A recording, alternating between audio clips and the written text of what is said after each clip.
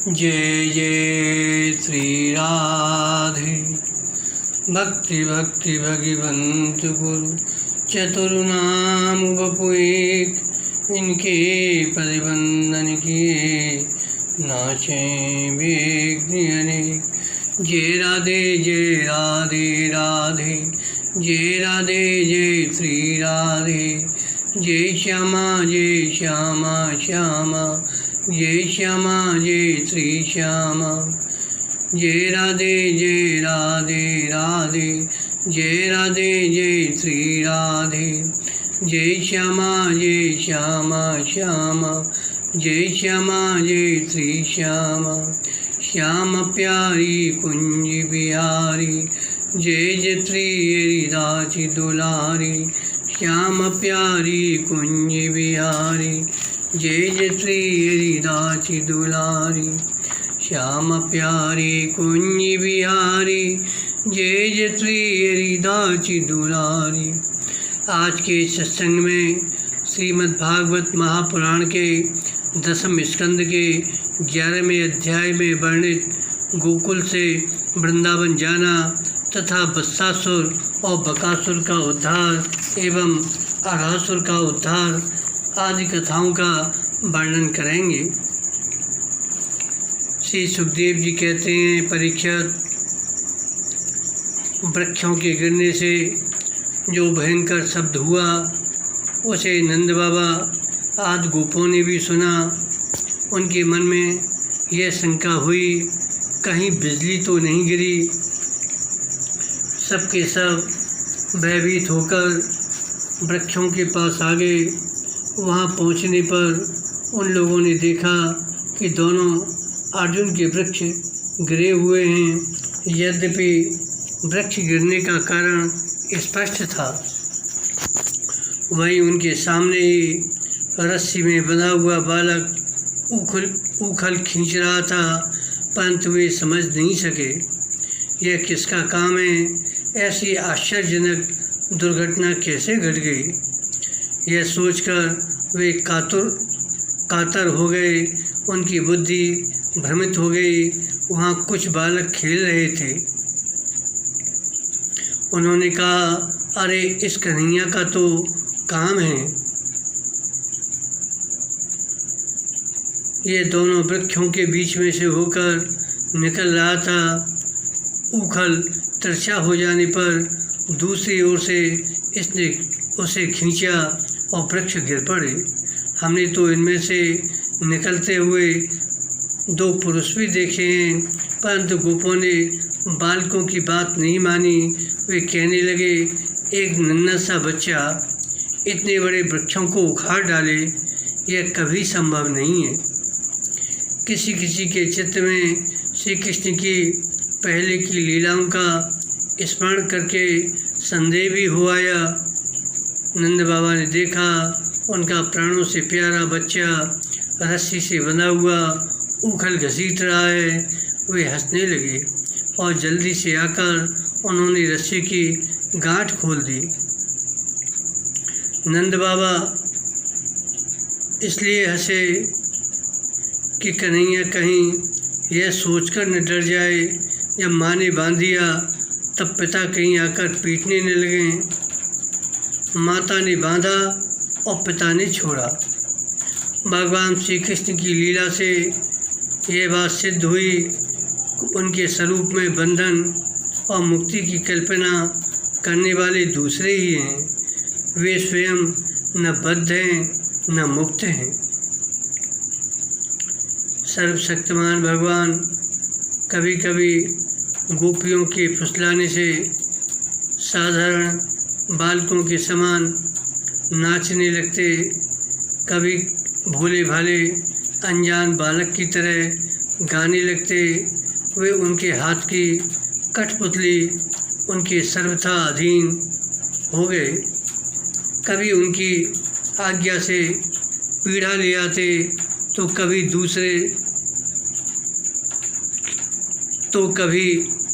दुसेरी आदि तौलने के बटखरे उठा लाते,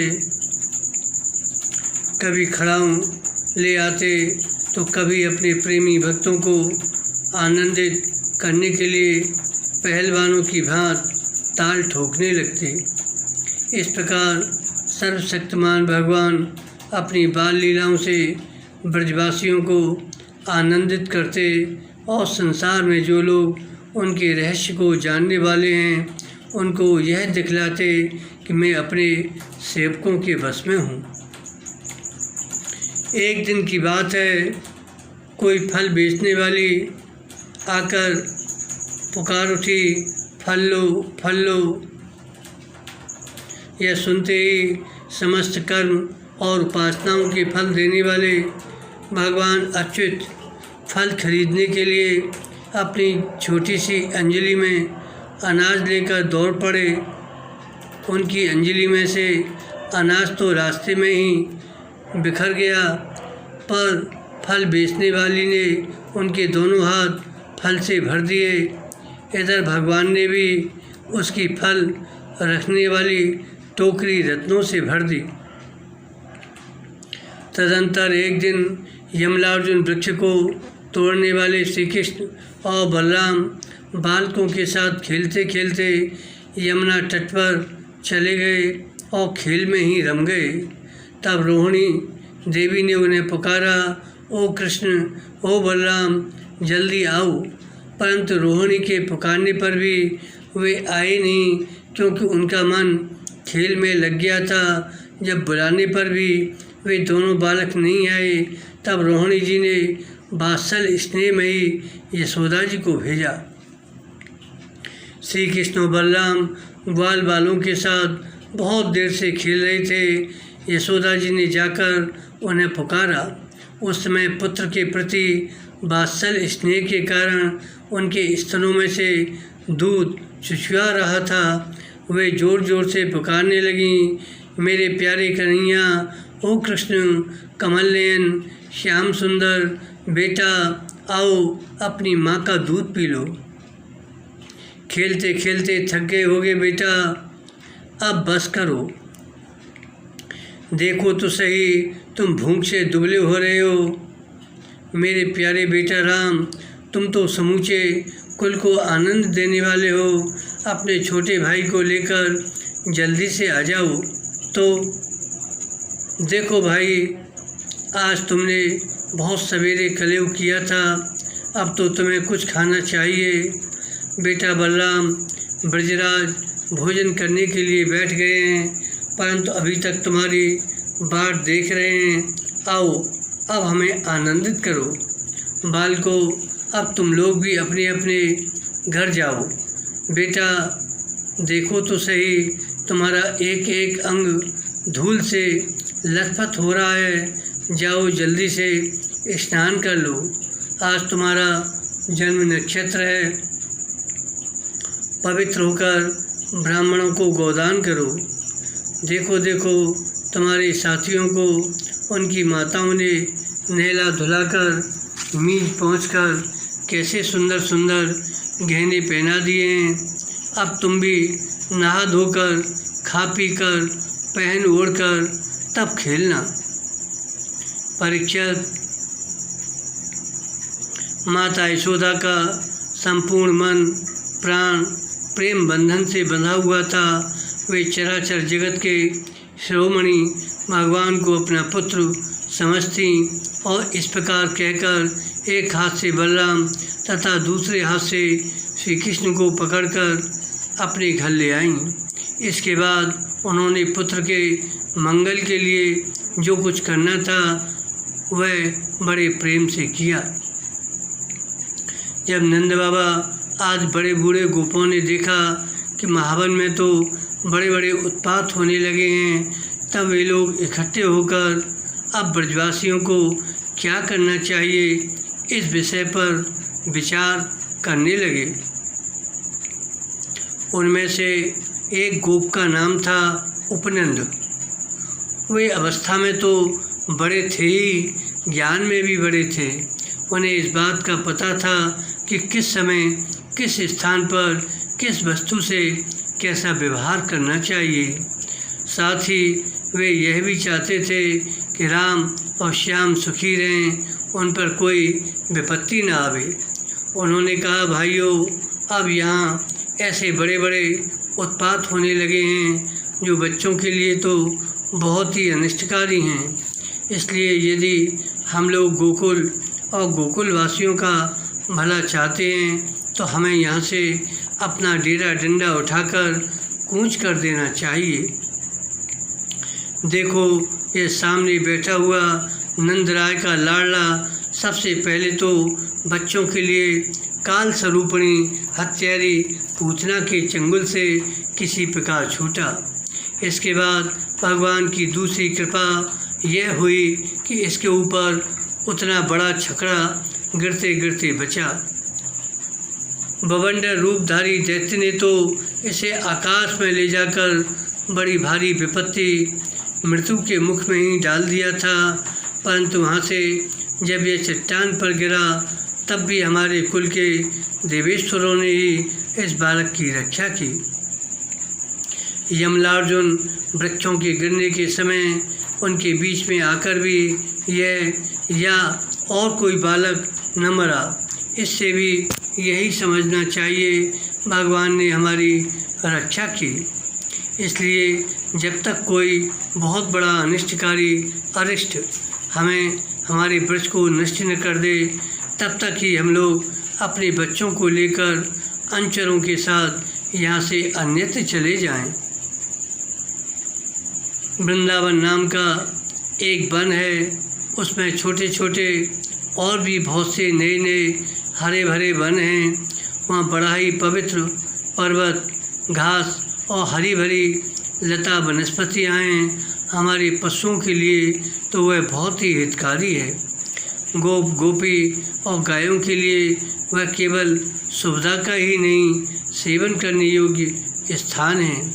सो यदि तुम सब लोगों को ये बात जचती हो तो आज ही हम लोग वहाँ के लिए कूच कर दें, देर न करें। गाड़ी छकड़े जोतें और पहले गायों को, जो हमारी एकमात्र संपत्ति है, वहाँ भेज दें। उपनंद की बात सुनकर सभी गोपों ने एक स्वर से कहा, बहुत ठीक, बहुत ठीक। इस विषय में किसी का भी मतभेद न था। सब लोगों ने अपनी झुंड की झुंड गायें इकट्ठी की और छकड़ों पर घर की सब सामग्री लाद कर वृंदावन की यात्रा की। परीक्षित ग्वालों ने बूढ़ों, बच्चों, स्त्रियों और सब सामग्रियों को छकड़ों पर चढ़ा दिया और स्वयं उनके पीछे पीछे धनुष बाण लेकर बड़ी सावधानी से चलने लगे। उन्होंने गौ और बछड़ों को तो सबसे आगे कर लिया और उनके पीछे पीछे सिंगी और तुरही जोर जोर से बजाते हुए चले। उनके साथ ही साथ पुरोहित लोग भी चल रहे थे। गोपियाँ अपने अपने वक्षस्थल पर नई केसर लगाकर, सुंदर सुंदर वस्त्र पहनकर, गले में सोने के हार धारण किए हुए रथों पर सवार थीं और बड़े आनंद से भगवान श्री कृष्ण की लीलाओं के गीत गाती जाती थीं। यशोदा रानी और रोहिणी जी भी वैसे ही सज धज कर अपने अपने प्यारे पुत्र श्री कृष्ण तथा बलराम के साथ एक छकड़े पर शोभायमान हो रही थीं। वे अपने दोनों बालकों की तोतली बोली सुन सुनकर भी अगाती न थीं और सुनना चाहती थीं। वृंदावन बड़ा ही सुंदर वन है, चाहे कोई भी ऋतु हो वहाँ सुख ही सुख है। उसमें प्रवेश करके ग्वालों ने अपने छकड़ों को अर्धचंद्राकार मंडल बांधकर खड़ा कर दिया और अपने गोधन के रहने योग्य स्थान बना लिया। परीक्षित वृंदावन का हरा भरा वन, अत्यंत मनोहर गोवर्धन पर्वत और यमुना नदी के सुंदर सुंदर पुलिन को देखकर भगवान श्री कृष्ण और बलराम जी के हृदय में उत्तम प्रीति का उदय हुआ।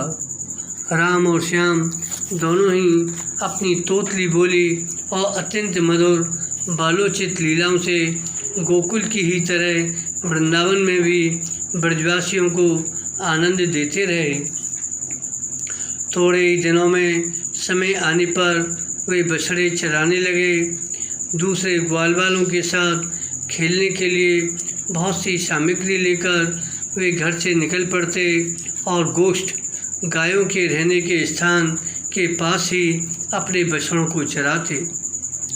श्याम और राम कहीं बांसुरी बजा रहे हैं तो कहीं गुलेल या ढेल बांस से ढेले या गोलियां फेंक रहे हैं। किसी समय अपने पैरों के घुंघरू पर तान छेड़ रहे हैं तो कहीं बनावटी गाय और बैल बनकर खेल रहे हैं।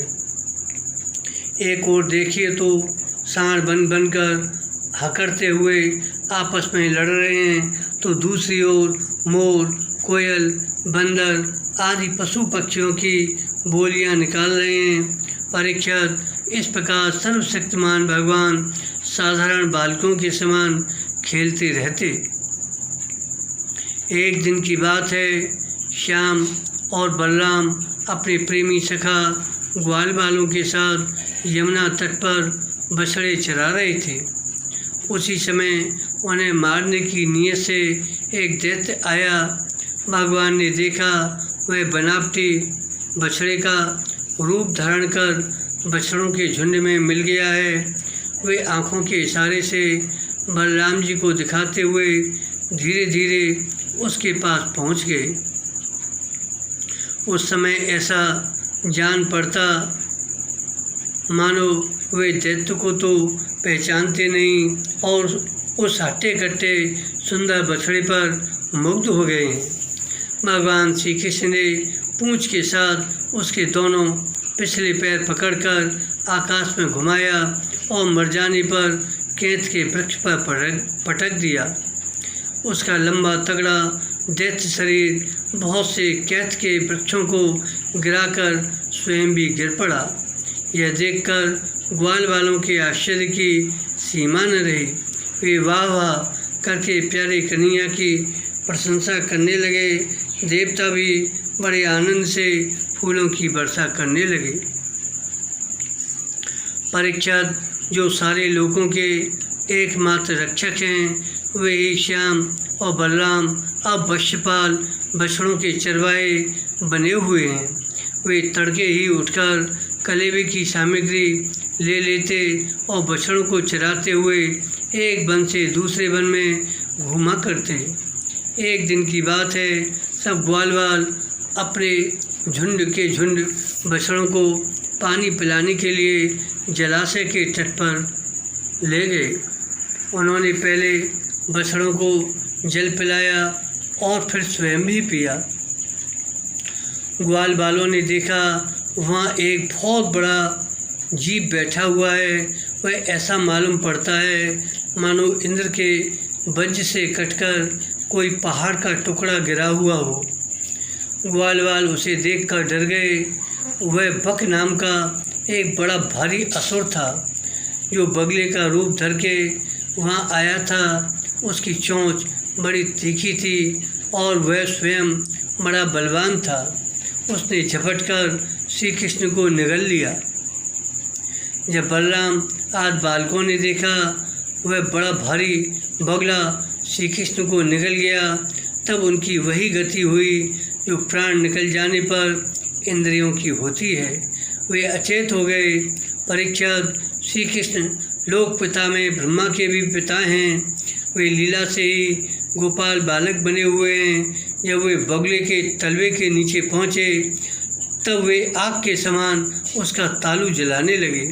उस समय उस दैत्य ने श्री कृष्ण के शरीर पर बिना किसी प्रकार घाव किए ही झटपट उन्हें उगल दिया और फिर बड़े क्रोध से अपनी कठोर चोंच से उन पर चोट करने के लिए टूट पड़ा। कंस का सखा बकासुर अभी भक्तवत्सल भगवान श्री कृष्ण पर झपट ही रहा था कि उन्होंने अपने दोनों हाथों से उसके दोनों ठोर पकड़ लिए और ग्वाल वालों के देखते देखते खेल ही खेल में उसे वैसे ही चीर डाला जैसे कोई वरुण गार्डर जिसकी जड़ का खस होता है को चीर डाले। इससे देवताओं को बड़ा आनंद हुआ। सभी देवता भगवान श्री कृष्ण पर नंदन बन के बेला, चमेली आदि के फूल बरसाने लगे तथा नगाड़े, शंख आदि बजाकर एवं स्तोत्रों के द्वारा उनको प्रसन्न करने लगे। यह सब देखकर सबके सब ग्वाल बाल आश्चर्यचकित हो गए। जब बलराम आदि बालकों ने देखा श्री कृष्ण बगुले के मुंह से निकलकर हमारे पास आ गए हैं, तब उन्हें ऐसा आनंद हुआ मानो प्राणों के संचार से इंद्रियां सचेत और आनंदित हो गई हों। सबने भगवान को अलग अलग गले लगाया। इसके बाद अपने बछड़े हाँक कर सब ब्रज में आए और वहाँ उन्होंने घर के लोगों से सारी घटना कह सुनाई। परीक्षित बकासुर के वध की घटना सुनकर सबके सब गोपी आश्चर्यचकित हो गए। उन्हें ऐसा जान पड़ा जैसे कन्हैया साक्षात मधु के मुँह से ही लौटे हों। वे बड़ी उत्सुकता, प्रेम और आदर से श्री कृष्ण को निहारने लगे। उनके नेत्रों की प्यास बढ़ती जाती थी, किसी प्रकार उन्हें तृप्ति न होती थी। वे आपस में कहने लगे, हाय हाय, यह कितने आश्चर्य की बात है। इस बालक को कई बार मृत्यु के मुंह में जाना पड़ा, परंतु जिन्होंने इसका अनिष्ट करना चाहा उन्हीं का अनिष्ट हुआ, क्योंकि उन्होंने पहले से दूसरों का अनिष्ट किया था। यह सब होने पर भी वे भयंकर असुर इसका कुछ भी नहीं बिगाड़ पाते। आते हैं इसे मार डालने की नीयत से, किंतु आग पर गिरकर पतंगों की तरह उल्टे स्वयं स्वाहा हो जाते हैं। सच है, ब्रह्मवेत्ता महात्माओं के वचन कभी झूठे नहीं होते। देखो ना, महात्मा गर्गाचार्य जी ने जितनी बातें कही थीं, सबकी सब 16 आने ठीक उतर रही हैं। नंद बाबा आदि गोपगण इसी प्रकार बड़े आनंद से अपने श्याम और राम की बातें किया करते। वे उनमें इतने तन्मय रहते, उन्हें संसार के दुख संकटों का कुछ पता ही न चलता। इसी प्रकार श्याम और बलराम ग्वाल बालों के साथ कभी आँख मिचौनी खेलते, तो कभी पुल बांधते, कभी बंदरों की बात उछलते कूदते, तो कभी और कोई विचित्र खेल करते। इस प्रकार के बालोचित खेलों से उन दोनों ने ब्रज में अपनी बाल्यावस्था व्यतीत की। श्री सुखदेव जी कहते हैं, परीक्षित, एक दिन नंद नंदन श्याम सुंदर वन में ही कलेवा करने के विचार से बड़े तड़के उठ गए और सिंगी बाजे की मधुर मनोहर ध्वनि से अपने साथी ग्वाल वालों को मन की बात जनाते हुए उन्हें जगाया और बछड़ों को आगे करके वे ब्रजमंडल से निकल पड़े। श्री कृष्ण के साथ ही उनके प्रेमी सहस्त्रों ग्वालवाल सुंदर छींके, बैंत, सिंगी और बांसुरी लेकर तथा अपने सहस्त्रों बछड़ों को आगे कर बड़ी प्रसन्नता से अपने अपने घरों से चल पड़े। उन्होंने श्री कृष्ण के आगृत बछड़ों में से अपने अपने बछड़े मिला दिए और स्थान स्थान पर बालोचित खेल खेलते हुए विचरने लगे। यद्यपि सबके सब ग्वालवाल कांच, घूंची और मणि और स्वर्ण के गहने पहने हुए थे, फिर भी उन्होंने वृंदावन के लाल पीले हरे फलों से, नई नई कोपलों से, गुच्छों से, रंग बिरंगे फूलों और मोर पंखों से तथा गेरू आदि रंगीन धातुओं से अपने को सजा लिया। कोई किसी का छीका चुरा लेता तो कोई किसी की बैंत या बांसुरी। जब उन वस्तुओं के स्वामी को पता चलता तब उन्हें लेने वाला किसी दूसरे के पास फेंक देता, दूसरा तीसरे के पास, तीसरा और भी दूर चौथे के पास। फिर वे हंसते हुए उन्हें लौटा देते। यदि श्याम सुंदर श्री कृष्ण मन की शोभा देखने के लिए कुछ आगे बढ़ जाते तो पहले मैं छूऊंगा, पहले मैं छूऊंगा, इस प्रकार आपस में होड़ लगाकर सबके सब उनकी ओर दौड़ पड़ते और उन्हें छू छू कर आनंदमग्न हो जाते। कोई बांसुरी बजा रहा है तो कोई सिंगी ही फूंक रहा है, कोई भौरों के साथ गुनगुना रहे हैं तो बहुत से कोयलों के स्वर में स्वर मिलाकर कुहू कुहू कर रहे हैं।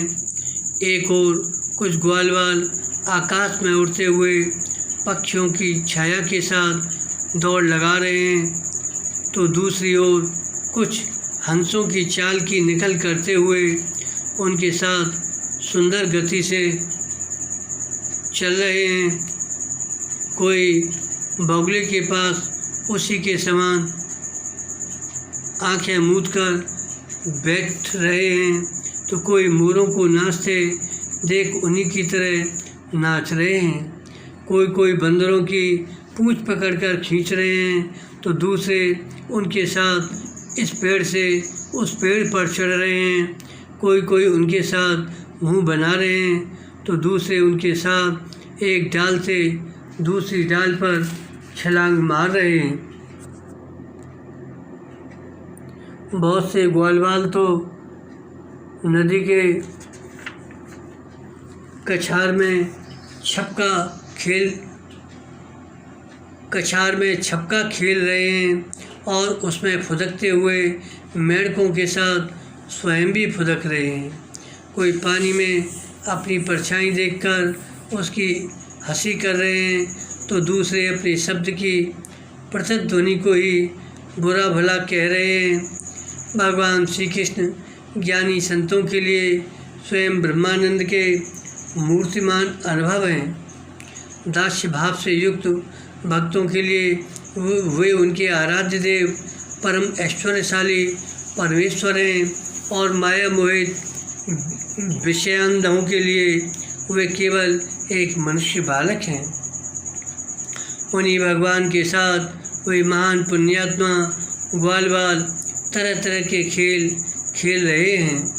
बहुत जन्मों तक श्रम और कष्ट उठाकर जिन्होंने अपनी इंद्रियों और अंतःकरण को बस में कर लिया है, उन योगियों के लिए भी भगवान श्री कृष्ण के चरण कमलों की रज अप्राप्य है।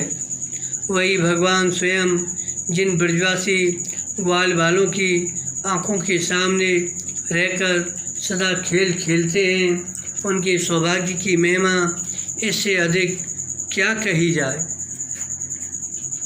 परीक्षित, इसी समय अघासुर नाम का महान दैत्य आ धमका। उसने श्री कृष्ण और ग्वाल वालों की सुखमयी कीड़ा देखी न गई। उसके हृदय में जलन होने लगी। वह इतना भयंकर था कि अमृत पान करके अमर हुए देवता भी उससे अपने जीवन की रक्षा करने के लिए चिंतित रहा करते थे और इस बात की बाट देखते रहते थे किसी प्रकार से इसकी मृत्यु का अवसर आ जाए। अघासुर पूतना और बकासुर का छोटा भाई तथा कंस का भेजा हुआ था। वह श्री कृष्ण श्री दामा आदि ग्वाल वालों को देखकर मन ही मन सोचने लगा, यही मेरे सगे भाई और बहन को मारने वाला है, इसलिए आज मैं इन ग्वाल वालों के साथ इसे मार डालूँगा। जब वे सब मरकर मेरे उन दोनों भाई बहनों के मृत तर्पण की तिलांजलि बन जाएंगे, तब ब्रजवासी अपने आप मरे जैसे हो जाएंगे। संतान ही प्राणियों के प्राण हैं, जब प्राणी नहीं रहेंगे तब शरीर कैसे रहेगा। इसकी मृत्यु से ब्रजवासी अपने आप मर जाएंगे। ऐसा निश्चय करके वह दुष्ट दैत्य अजगर का रूप धारण कर मार्ग में लेट गया। उसका वह अजगर शरीर 1 योजन लंबे बड़े पर्वत के समान विशाल एवं मोटा था। वह बहुत ही अद्भुत था। उसकी नीयत सब बालकों को निगल जाने की थी, इसलिए उसने गुफा के समान अपना बहुत बड़ा मुंह फाड़ रखा था। उसका नीचे का होठ पृथ्वी से और ऊपर का होठ बादलों से लगा हुआ था। उसके जबड़े कंदराओं के समान थे और दाढ़ें पर्वत के शिखर सी जान पड़ती थीं। मुंह के भीतर घोर अंधकार था। जीभ एक चौड़ी लाल सड़क सी दिखती थी। सांस आंधी के समान थी। आंखें दावानल के समान दहक रही थीं। अगासुर का ऐसा रूप देखकर बालकों ने समझा यह भी वृंदावन की कोई शोभा है। वे कौतुकवश खेल ही खेल में उत्प्रेक्षा करने लगे। यह मानो अजगर का खुला हुआ मुंह है। कोई कहता, मित्रों भला बतलाओ तो यह जो हमारे सामने कोई जीव सा बैठा है, यह हमें निगलने के लिए खुले हुए किसी अजगर के मुंह जैसा नहीं है। दूसरे ने कहा, सचमुच सूर्य की किरणें पड़ने से ये जो बादल लाल लाल हो गए हैं, वे ऐसे मालूम होते हैं मानो ठीक ठीक इसका ऊपरी होठ ही हो, और उन्हीं बादलों की परछाई से यह जो नीचे की भूमि कुछ लाल लाल दिख रही है, वही इसके नीचे का होठ जान पड़ता है। तीसरे ग्वालवाल ने कहा, हाँ सच तो है, देखो तो सही, क्या ये दाईं और बाईं ओर की गिरी कंदराएं अजगर के जबड़े की होड़ नहीं करती? ये ऊंची ऊंची शिखर पंक्तियां तो साफ साफ इसकी दाढ़ें मालूम पड़ती हैं। चौथे ने कहा, अरे भाई, ये लंबी चौड़ी सड़क तो ठीक अजगर की जीभ सरीखी मालूम पड़ती है, और इन गृहसंगों के बीच का अंधकार तो उसके मुंह के भीतर भाग को भी मात करता है। किसी दूसरे ग्वालवाल ने कहा, देखो देखो, ऐसा जान पड़ता है कहीं इधर जंगल में आग लगी है, इसी से यह गर्म और तीखी हवा आ रही है। परंतु अजगर की सांस के साथ इसका क्या ही मेल बैठ गया, और इसी आग से जले हुए प्राणियों की दुर्गंध ऐसी जान पड़ती है मानो अजगर के पेट में मरे हुए जीवों के मांस की दुर्गंध हो। तब उन्हीं में से एक ने कहा, यदि हम लोग इसके मुंह में घुस जाएं तो क्या यह हमें निगल जाएगा? दूसरा ग्वालवाल बोले, अजी ये क्या निकलेगा? कहीं ऐसा करने की ढिठाई की तो एक क्षण में यह भी बकासुर के समान नष्ट हो जाएगा। हमारे यह कन्हैया इसको छोड़ेगा थोड़े ही। इस प्रकार कहते हुए वे ग्वालवाल बकासुर को मारने वाले श्री कृष्ण का सुंदर मुख देखते और ताली पीट पीट कर हंसते हुए अगासुर के मुंह में घुस गए। उन अनजान बच्चों की आपस में की हुई भ्रमपूर्ण बातें सुनकर भगवान श्री कृष्ण ने सोचा, अरे इन्हें तो सच्चा सर्प भी झूठा प्रतीत होता है। परीक्षित भगवान श्री कृष्ण जान गए कि यह राक्षस है, भला उनसे क्या छिपा रहता, वे तो समस्त प्राणियों के हृदय में ही निवास करते हैं। अब उन्होंने यह निश्चय किया अपने सखा ग्वालवालों को उसके मुंह में से जाने से बचा लें। भगवान इस प्रकार सोच ही रहे थे कि सब के सब ग्वालवाल बछड़ों के साथ उस असुर के पेट में चले गए, परंतु अघासुर ने अभी उन्हें निगला नहीं। इसका कारण यह था कि अघासुर अपने भाई बकासुर और बहन पूतना के वध की याद करके इस बात की बाट देख रहा था, उनको मारने वाले श्री कृष्ण मुँह में आ जाएं, तब सबको एक साथ ही निगल जाऊं। भगवान श्री कृष्ण सबको अभय देने वाले हैं। जब उन्होंने देखा ये बेचारे ग्वालवाल जिनका एकमात्र रक्षक मैं ही हूँ, मेरे हाथ से निकल गए और जैसे कोई तिनका उड़कर आग में गिर पड़े, वैसे ही अपने आप मृत्यु रूप अघासुर की जठराग्नि के ग्रास बन गए। तब देव की इस विचित्र लीला पर भगवान को बड़ा विस्मय हुआ और उनका हृदय दया से द्रवित हो गया। वे सोचने लगे, अब मुझे क्या करना चाहिए। ऐसा कौन सा उपाय है जिससे दुष्ट की मृत्यु भी हो जाए और इन संत स्वभाव भोले वाले बालकों की हत्या भी न हो।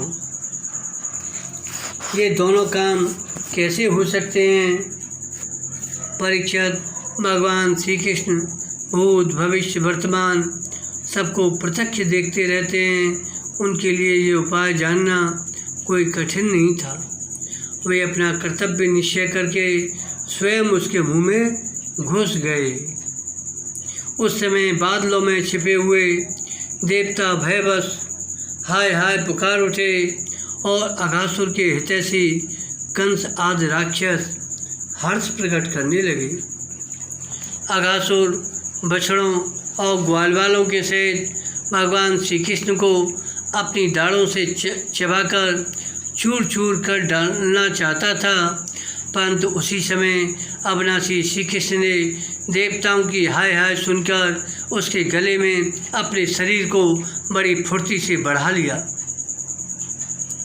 इसके बाद भगवान ने अपने शरीर को इतना बड़ा कर लिया कि उसका गला ही रुंध गया।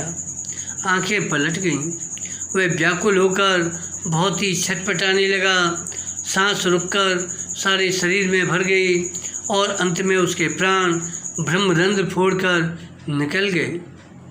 उसी मार्ग से प्राणों के साथ उसकी सारी इंद्रियां भी शरीर से बाहर हो गईं।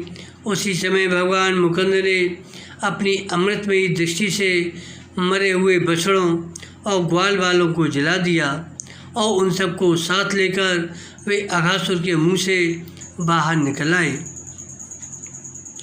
उस अजगर के स्थूल शरीर से एक अत्यंत अद्भुत और महान ज्योति निकली। उस समय उस ज्योति के प्रकाश से दसों दिशाएं प्रज्वलित हो उठीं।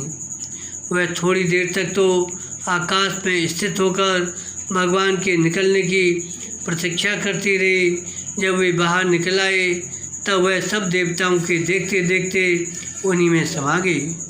उस समय देवताओं ने फूल बरसाकर, अप्सराओं ने नाचकर, गंधर्वों ने गाकर, विद्याधरों ने बाजे बजाकर, ब्राह्मणों ने स्तुति पाठ कर और पार्षदों ने जय जयकार के नारे लगाकर बड़े आनंद से भगवान श्री कृष्ण का अभिनंदन किया, क्योंकि भगवान श्री कृष्ण ने अघासुर को मारकर उन सब का बहुत बड़ा काम किया था। उन अद्भुत स्थितियों, सुंदर बाजों, मंगलमय गीतों, जय जयकार और आनंद उत्सव की मंगल ध्वनि ब्रह्मलोक के पास पहुंच गई। जब ब्रह्मा जी ने वह ध्वनि सुनी तब वे बहुत ही शीघ्र अपने वाहन पर चढ़कर वहां आए और भगवान श्री कृष्ण की यह महिमा देखकर आश्चर्यचकित हो गए। परीक्षित, जब वृंदावन में अजगर का चाम सूख गया तब वह ब्रजवासियों के लिए बहुत दिनों तक खेलने की एक अद्भुत गुफा सा बना रहा। यह जो भगवान ने अपने ग्वाल वालों को मृत्यु के मुख से बचाया था और अघासुर को मोक्ष दान किया था, वह लीला भगवान ने अपनी कुमार अवस्था में अर्थात 5 वर्ष में ही की थी। ग्वाल वालों ने उसे उसी समय देखा भी, परंतु पौगंड अवस्था अर्थात 6ठे वर्ष में अत्यंत आश्चर्यचकित होकर ब्रज में उसका वर्णन किया। अघासुर मूर्तमान अघ पाप ही था। भगवान के स्पर्श मात्र से उसके सारे पाप धुल गए और उसे उस सारूप्य मुक्ति की प्राप्ति हुई जो पापियों को कभी मिल नहीं सकती। परंतु यह कोई आश्चर्य की बात नहीं है, क्योंकि मनुष्य बालक की सी लीला रचने वाले ये वे ही परम पुरुष परमात्मा हैं, जो व्यक्त अव्यक्त और कार्य कारण रूप समस्त जगत के एकमात्र विधाता हैं। भगवान श्री कृष्ण के किसी एक अंग की भाव निर्मित प्रतिमा यदि ध्यान के द्वारा एक बार भी हृदय में बैठा ली जाए तो वह सालोक्य, सामीप्य आदि गति का दान करती है, जो भगवान के बड़े बड़े भक्तों को मिलती है। भगवान आत्मानंद के नित्य साक्षात्कार स्वरूप हैं। माया उनके पास नहीं फटक पाती। वे स्वयं अघासुर के शरीर में प्रवेश कर गए। क्या अब भी उसकी सद्गति के विषय में कोई संदेह है? सूत जी कहते हैं, शौनकादिक ऋषियों, यदुवंश शिरोमणि भगवान श्री कृष्ण ने ही राजा परीक्षित को जीवन दान दिया था। उन्होंने जब अपने रक्षक एवं जीवन सर्वस्व का यह विचित्र चरित्र सुना, तब उन्होंने फिर से सुखदेव जी महाराज से उन्हीं की पवित्र लीला के संबंध में प्रश्न किया। इसका कारण यह था कि भगवान की अमृतमयी लीला ने परीक्षित के चित्त को अपने बस में कर रखा था। अब राजा परीक्षित ने पूछा, भगवान, आपने कहा था कि ग्वाल बालों ने भगवान की हुई 5वें वर्ष की लीला ब्रज में 6ठे वर्ष में जाकर कही। अब इस विषय में आप कृपा करके यह बतलाइए कि एक समय की लीला दूसरे समय में वर्तमानकालीन कैसे हो सकती है। महायोगी गुरुदेव, मुझे इस आश्चर्यपूर्ण रहस्य को जानने के लिए बड़ा कौतूहल हो रहा है। आप कृपा करके बतलाइए। अवश्य इसमें भगवान श्री कृष्ण की विचित्र घटनाओं को घटित करने वाली माया का कुछ न कुछ काम होगा, क्योंकि और किसी प्रकार ऐसा नहीं हो सकता। गुरुदेव, यद्यपि क्षत्रियोचित धर्म ब्राह्मण सेवा से विमुख होने के कारण मैं अपराधी नाम मात्र का क्षत्रिय हूँ, तथापि हमारा अहोभाग्य है, हम आपके मुखारविंद से निरंतर झड़ते हुए परम पवित्र मधु में श्री कृष्ण लीलामृत का बार बार पान कर रहे हैं। सूत जी ने कहा, भगवान के परम प्रेमी भक्तों में श्रेष्ठ शौनक जी, जब राजा परीक्षित ने इस प्रकार प्रश्न किया, तब श्री सुखदेव जी को भगवान की वह लीला स्मरण हो आई और उनकी समस्त इंद्रियां तथा अंतःकरण विवश होकर भगवान की नित्य लीला में खिंच गए। कुछ समय के बाद धीरे धीरे श्रम और कष्ट से उन्हें बाह्य ज्ञान हुआ। तब वे राजा परीक्षित से भगवान की लीला का वर्णन करने लगे। इस लीला को अब अगले भाग में वर्णन करेंगे। बोलो भक्त भगवान की जय। नंद नंदन भगवान श्री कृष्ण की जय। यशोदा नंदन श्री कृष्ण की जय। जय जय श्री राधे, जय जय श्री राधे, जय